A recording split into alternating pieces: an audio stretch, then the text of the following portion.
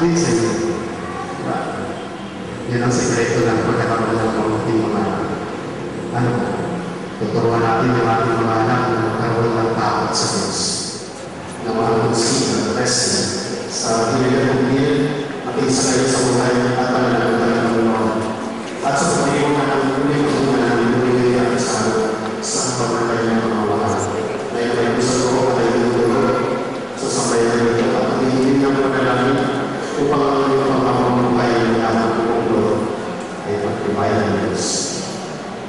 Kaya naman ang iyong kami mga kapatid na nandito ngayon ay sama-sama panalangin para pinasig ang resi at bukas palang sila tanggapin ng mga sa hindi sa ating sambayan ng Diyos. Pinigil ko yan ang mga katapat na iyong mahalan ng pinagdami sa Diyos. Resi para sa iyo at pagkakit mo mga mga sa hindi sisip na hindi pa mamamahalin at natiniguran ang buhay. Sini pagkasin lo ang mapalit ng mga sensitive siya sa mga mamahali at piniguran ang buhay. Nakakalaman kayo naman sa pagkakalaman sa simbahan sa bayan ng masang ng araw ang mga sulit na nagkakaroon ng may kapatid sila yung panalangin hindi na mabuhay ng mga Kristo.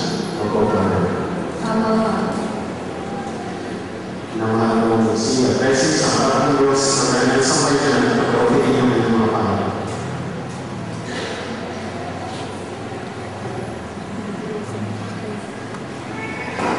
At ipahal niyo yung dalawa, hindi niyo magpipan sa kanyang sa sambayan ng Diyos.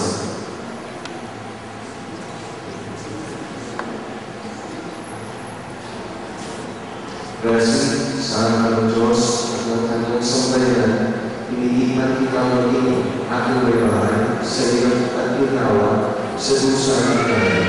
Wala ng aking hindi na itatangin karugtong ng buhay kaya ng Panginoon ay kaya ng kanya.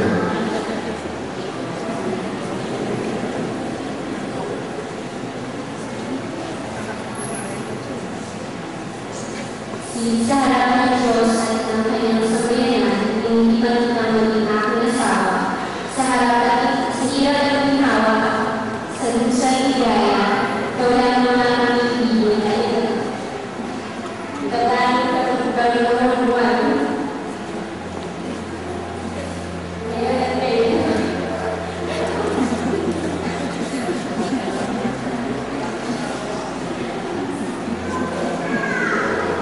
Kasi sumasalit ako ng sa ako sa sin na namin ko ngayon sa pagsasatas sa pangalan ng tuloy ng ating magandang simbahan. Kung gusto ka pagkakaroon sa kanya ng sa iyo ng kanyang iba. Talagang pagpagdatan sa iyo niya magandang ng buhay ng isa. Ikaw naman, sumasalit ka ba na magiging mga Diyos mo? Kasi na natin ko ngayon sa batas sa pangalan ng tuloy ng ating magandang simbahan. Kung gusto ka magkakaroon sa iyo hindi na kanyang isa. Akala ko pagkakaroon sa pamilya ang pananagutan ng buhay ng isa. Ako bilang pagpapatuloy ng simbahan, pinagtitibay ko ang mga masasalan at kakaroon gusto na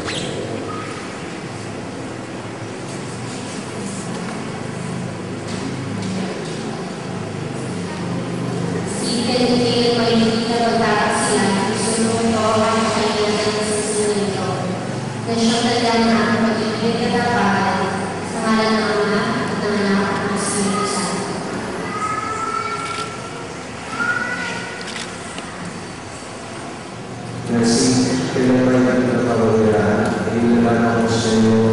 Ito ang mga aras na nalalaman ang pahalaga at pagkalingan sa kapakanan mo. Sa mga ng Espiritu Santo. Pinatawag ko ito at mga magiging iyong katuwang sa lusong pagkalit at pangasinan ng ating buhay. Salamat sa bayanan ay tunay ang kanyang mga mag-asawa. Kaya pa natin sila na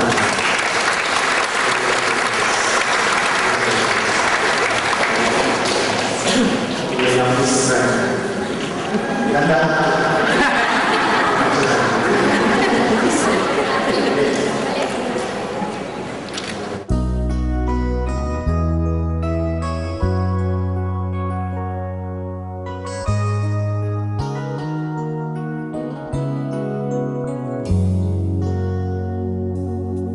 One-sided love broke the seesaw down, and I took it rough when I hit the ground.